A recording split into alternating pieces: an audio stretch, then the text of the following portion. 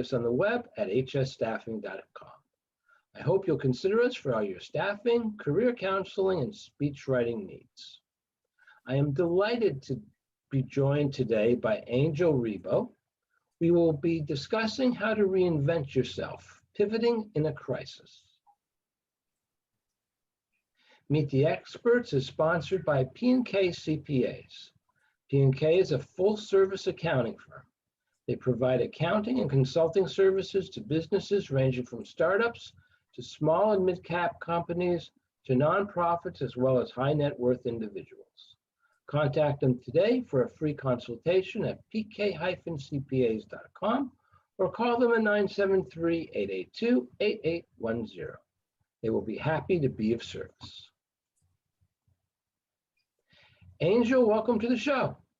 Thank you. Thank you very much, Bruce. Thank you for having me. It's a pleasure to be here. And obviously, thank you, everybody who's listening to us today. Well, the pleasure is mine. Please take a minute or two and introduce yourself to our viewers. Thank you. Absolutely. So I am originally from Barcelona, close to Barcelona, but I've lived in Plano, Texas for the last 10 years. Basically, what I do for a living, I help both corporate CEOs and established entrepreneurs who hire me to bridge the gap globally for expansion and exposure as a way to accelerate the growth of their businesses. And I'm able to do that because, before I started my own business 5 years ago, I had worked and I had helped more than 1,500 CEOs in 33 different countries.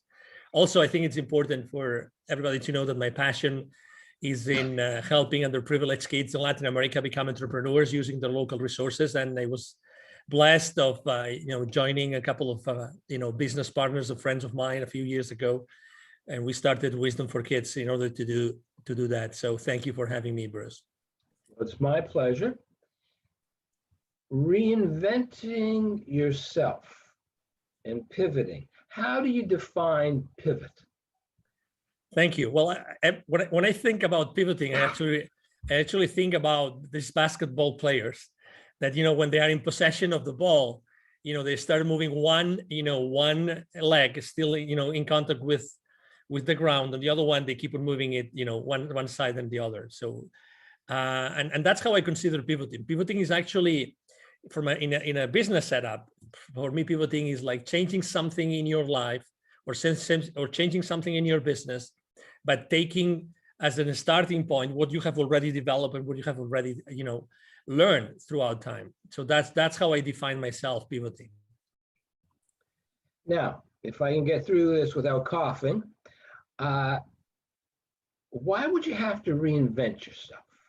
Is it really reinventing yourself or reinventing the business in a crisis? That's a great question. Actually, it very much depends on what's going on out there, right? I mean, we're talking about in times of crisis, because when it's a crisis, there's some external events that oblige you to rethink about what you're doing and what you are offering to the market at that point in time. When something, is so dramatic that it's called a crisis, then you start thinking, okay, so if the market has changed, if the conditions of the market have changed, so the clients probably are looking for something else or might need something different. How can I do it? And to your point, you might have to reinvent yourself. You might actually have to learn new skills. You might have to go down paths that you've never been before, or maybe not. Maybe you can just, expand what you already were providing to your clients or to your market and take it from there. So it really depends on, I would say, how you have to pivot, or how do you have to provide additional products or services to the market. Let's take two different cases. And obviously the crisis that's in the background, the 800-pound gorilla in the room, is COVID-19. Okay. Let's say we have a business, an MSP, an IT service provider. Now they have to deal with Zoom. They have to deal with cybersecurity at a level that they never had to deal with before. So maybe they're bringing on more people in a time when you can't all be in the office together. Some people are going to work from home. Some people have to go out because they're field network engineer And if you're a field network engineer, field means you go out. And if you're an engineer, you have to touch the gizmo. But your principles, your values, your ideals stay the same. You're just offering more. As opposed to a restaurateur who now has to lay people off and change the business model. The first case, they were just growing. In this case, they're changing the business model. We're no longer going to be serving food inside. People are going to come to the window or to the door, or we're going to rush out to their car and we're going to hand them their order. So the business model has changed. So describe for us the pivot and the reinvention as you see it in both cases. Okay, so great question. I love when the rubber hits the road, Bruce. So I'm enjoying these conversations. In the first case, well, let's not forget, first of all, Bruce, that not everybody likes to do everything. So it could perfectly be that there's an IT services company whose field, right? Maybe they don't really like to provide the kind of services that the market is requesting. So that's a possibility. But let's say, for the sake of the example, that this IT services company is willing to provide this service to their marketplace, right? So they're going to probably have to learn a little bit more. They will have to learn additional skills because they will have to provide additional services. They might have to hire new people. I always like to consider that every single pivoting has to take into consideration 4 different factors. Number 1, your passion. Do you really want to provide that? Do you really like to do it? Number 2, is there a market for that? Is there a market? Does the marketplace really want that service, right? Number 3, your expertise, and that's why I was mentioning, skills. Do the people around you, do your friends, do your current clients, do your prospects consider that you really know about that subject matter so you can provide this service? And number 4, the fourth pillar is the market going to pay for it? And I mean, is it a service or a product that you're going to provide? In this case, it's an IT service company. Is this service going to be paid for in the market enough so that you will be able to make a living? So, and you actually compare those 2 markets in a very obviously conscious way, because IT services and high tech in general, last year actually they thrived pretty well. I've seen many public companies' financial statements online on their websites and of IT services companies, and they did really well because there was this whole bunch of additional problems that their customers faced, like the ones that you described, and they were open and willing to do it. They had the expertise to do it, right? So they put in place and probably had to recruit additional people. So they put in place additional people with additional skills, and they started to think, okay, so how can we provide this service so it is still profitable for the company, and we provide it to our clients in a way that is really going to help them be profitable. Don't forget that at the end of the day, if your clients don't stay profitable, it's not ethical. You were talking about values, right? It's not ethical to provide your clients with a product offer that is not going to still keep them, profitable and still offering or delivering value to their shareholders. So that would be example number 1. In the case of example number 2, which is a restaurant, right? So probably as example number 1, the clients still want that service, but they cannot have it face to face because of the restrictions. So as you very well described, they changed the model. Let's revisit those 4 pillars. Okay. So number 1, passion. Okay. So is that business is still passionate about, cooking food and offering food? Well, cooking food for sure, because that's what they used to do. But what about offering food? What about the interaction with the client? They will have to decide, in this case, if they're still passionate about changing their business model and offering that food, that service food, or that food service, in a different way. In this case, probably it's going to be like they will deliver it in the curbside, or they will even partner up with another company to provide it to their end clients through these home delivery services, right? So that's one thing. The second is the expertise. So do they really know how to do it? How will they have to do it? What are these additional skills of, will they have to adapt their kitchens? Will they have to adapt the rest of the, of the facility in order to make it more suitable for the kind of services that they're going to provide their clientele, right? That's very important. Number four, is there a market for this? Obviously, I think that we all keep on eating, right? We all keep on eating, and I think that we all still have disposable income in general. You know, the clients of the restaurant industry, we all have disposable income, and we still want to, you know, hey, today I don't feel really like, you know, cooking, or I don't really feel like spending so much time in the kitchen. Why not buying somewhere else? Why not? Maybe we can go to that restaurant face to face. We cannot sit, you know, on a table, but we can still, you know, grab something, or we can have some of those intermediary companies to buy that from us, and we can have it. And number four, it's the market. Is the market going to pay for it? Definitely. I think that we have seen over and over again since last year that everybody was willing to pay this additional amount of dollars, whatever percentage it was, in order to have this amazing food, those delicacies that they would love to eat on site, to still have them delivered to the place. So those would be kind of how would I approach, from a pivoting or reinventing perspective, the times of crisis. Thank you. Now I want to talk about two other things. Of course. Basically, longevity. Continuing with food, we've now become used to delivery services. Yeah.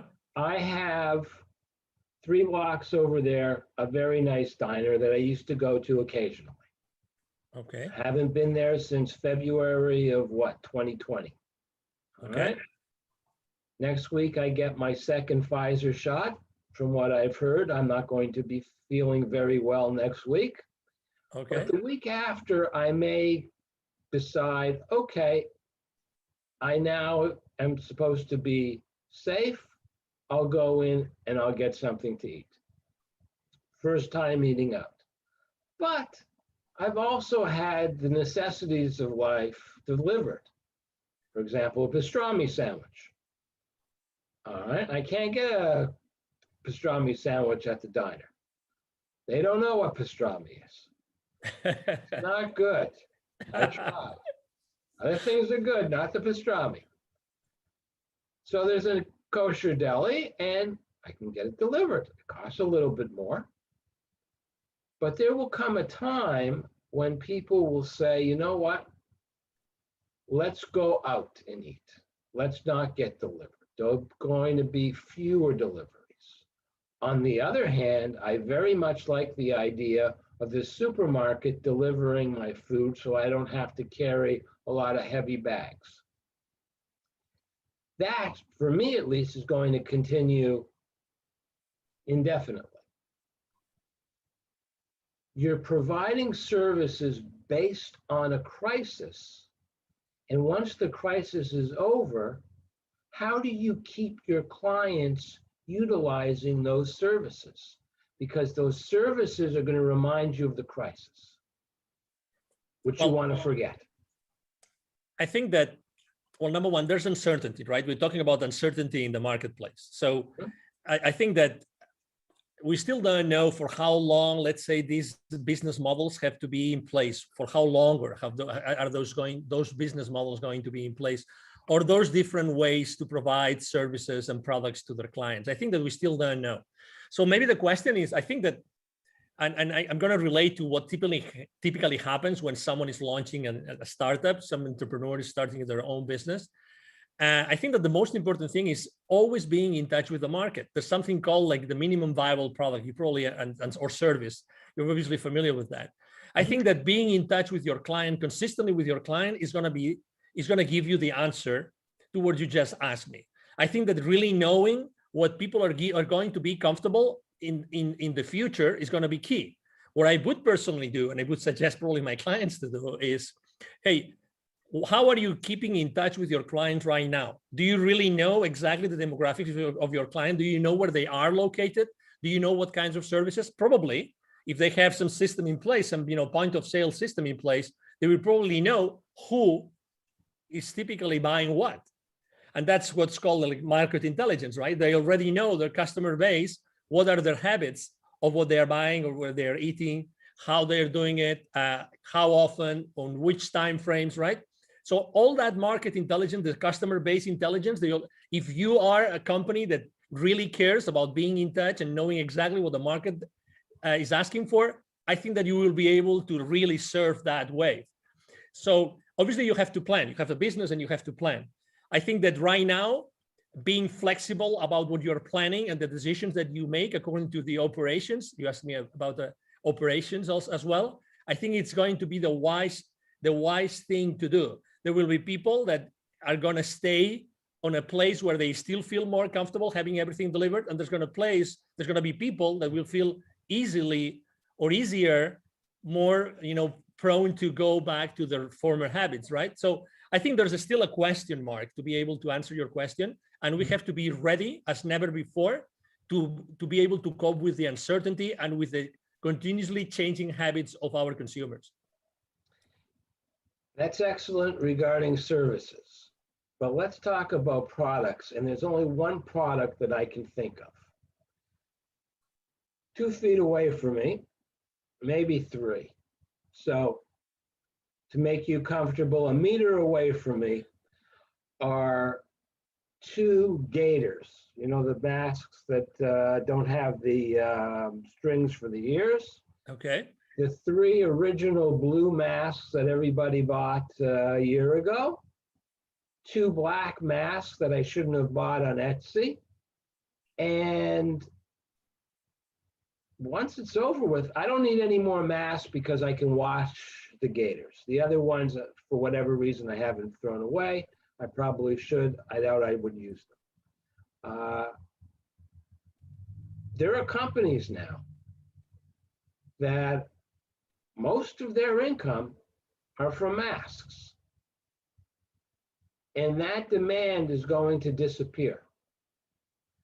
So how do they pivot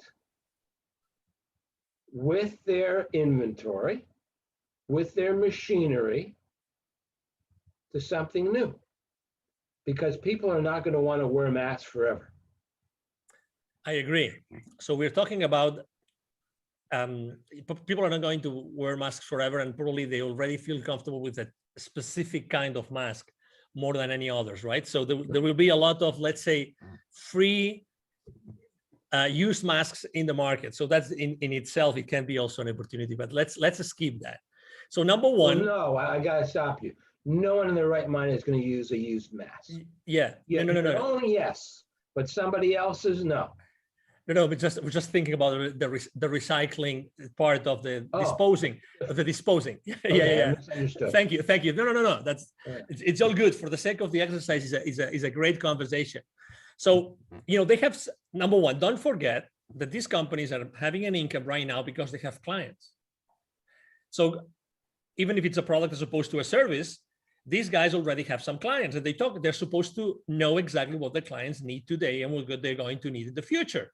They have established already some business relationships, and there's some loyalty from those clients towards those vendors, in this case, ourselves, right? So I think that it would be wise if they started to think what, according to their experience and according to that relationship, if they start to talk to their clients and know, okay, so whenever this, I don't know if to call it wave or bubble, goes away, or you don't need as many as before, what do you think that we could provide you with? We think we understand your business, but what do you think you're gonna need? Again, and there's, as you know, probably not everybody has an inventory. A lot of people are just brokers or intermediaries, right? So it depends really on what your business model is. But what I would be doing is, okay, so if I've been able to provide you with this kind of product, okay, what about Mr. Customer? What about this other product that is related, that maybe I can use similar ways for manufacturing it, but it still can provide it still can provide a service. I remember in the beginning of this crisis, we talk about masks today, but we could talk about probably like gels, and many other things that are a lot of different companies, even automotive industry, started to as you remember, manufacturing different products, right, in order to use their spare production capabilities to fulfill the market needs, right?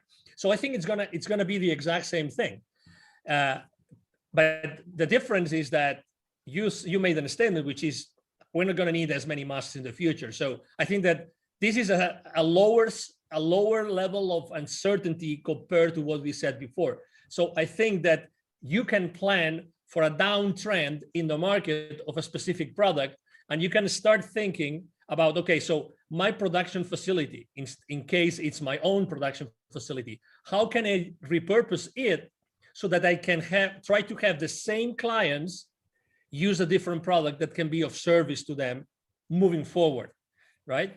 And that's why I think that as far as you really own the relationship with your clients and with your market, you are really in a very good position to pivot and to offer and to manufacture other products that can be of service. The only thing, I'm not trying to be funny here, but I have been able to think of is what else comes with a cloth and a string. And the only thing I could think of were parachutes and bibs. And two more divergent products I can't imagine. Mm-hmm. And I'm not sure that you would want to be in a plane and jump out of the plane knowing that your parachute was manufactured by the company that manufactured the bib that your child wears. All right, but maybe. I agree. As you know, it's a matter of certification, right? You will have to you will have to plan. You will have to have a business plan in place, and you will have to decide if all these additional, things that you have to do in order to be certified to serve, a similar kind of audience with a completely different product. I mean, again, it's a matter of what are the habits, what are the consumption habits of that market that you already have in place, of those clients that you already have in place. But to your point, I mean, nobody will allow you to sell another product unless it's gone through all the different, due diligence or the due diligence process that is necessary. But I think that there has been a lot of creativity and a lot of innovation in the market for the last 12 to 14 months due to the need to serve a different market or a market with different needs. And I think that has really been a very good thing. And I think that entrepreneurs and companies in general, they have learned so much about, the theory of constraints, things like what are the constraints in my business? How every single, business decision impacts the profitability of the company. These kind of things, I think that all those conversations have taken place. They have not taken place in many corporations, but they were a need last year. And I think that has obliged a lot of companies to decide what route to take in many different directions. And I think that all this, thoughtful processes and all those, brainstorming sessions that happened throughout the last year are going to make the companies much more profitable moving forward. I think that business owners and CEOs have become much more conscious of how every single decision impacts and has a consequence on the business profits. The final question, which I ask all my guests, what haven't I asked you that you wish I had asked you? Well, I think that you're a very funny person. I really enjoy the different, cases or questions that you asked me. Probably you should have asked me what's the most funny question anybody has ever asked you. Okay, what's the funniest question anyone has ever asked you? So probably what was the funny question? Besides the comparison that you make with the parachutes, which ranks really high in the list of questions I've been asked. Probably one of the questions is who would be the three people that you would seat on a dinner table. That's probably one of the funniest ones, because I really like to have. That's actually not a funny question. That's a good question. But I will tell you why it's a funny question, because I love so much to eat and to cook. So for me, it's real fun to think about working or thinking about who would I share specific plates. And for me, a table is almost like a sacred place where lots of magic happens, and where actually sitting next to someone and knowing and establishing that relationship around food, I think it's really a magic place where lots of things get accomplished.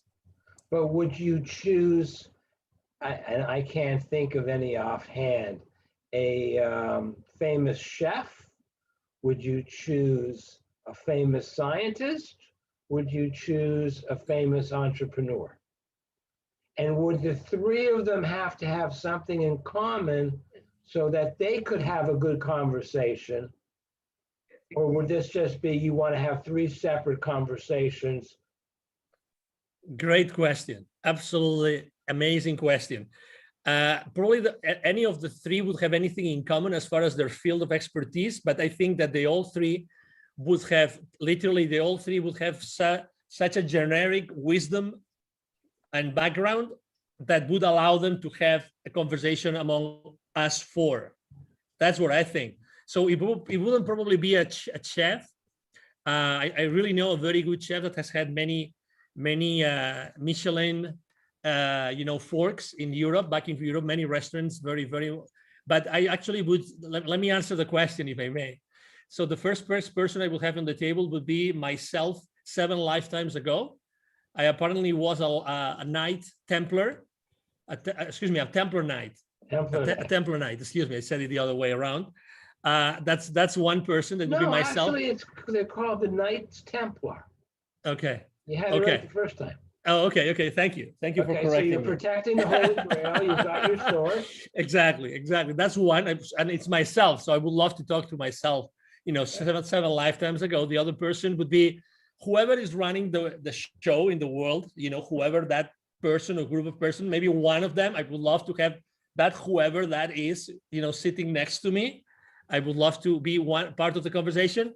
And the third one would be Jesus, and maybe not for the obvious reasons, but the reason for me would be because I think that typically the history books are written by the ones that won the wars. So I would love to have firsthand access to Jesus, so I could really have those tough conversations about, did you really write that? Did you really say that? Did you really do that? I would love to have that conversation. And I think that these three individuals all together could have a very, very nice conversation. What do you think, Bruce? I think that it would be nice up until the end, what you said about Jesus, because I am assuming, and then you shouldn't make assumptions, that you are a nice Catholic boy. And that what happens when you ask Jesus, did you really say, did you really do, did this really happen? And he says to you, no. Then that would impact you on a very deep level. So sometimes it's best not to know. I found, it's very disappointing. We'll end on this. Churchill was supposed to have said to, he was stopped by a woman at a party, a lady, and she said to him, Winston, you are drunk. And he said, Madam, you are ugly. The difference between us is tomorrow morning I will not be drunk. And then it was whether or not he continued the reason that you're laughing. But according to one of his biographers, it never happened. I want that to have happened because it's a great story. But enough. We've really got an off topic. And before I let you go, I want to thank you again. And please tell our viewers how they can best get in touch. Absolutely. So thank you. My name is Angel Ribo. Last name is Ribo, spelled like R-I-B as in boy, O. My brand is the CEO Confidant, THECEO CONFIDANT.com, the CEOConfidant.com, and you can go there. That's my website. And the easiest way to reach out to me is actually through my email. Either my team or myself, we're going to answer any single email we receive. And my email address is angel@angelribo, one word, angelribo.com, angel@angelribo.com. And thank you so much, Bruce, for having me. And thank you, everybody, for listening to us. It was my pleasure. I'm Bruce Hurwitz. Thank you for watching. And as always, please stay focused on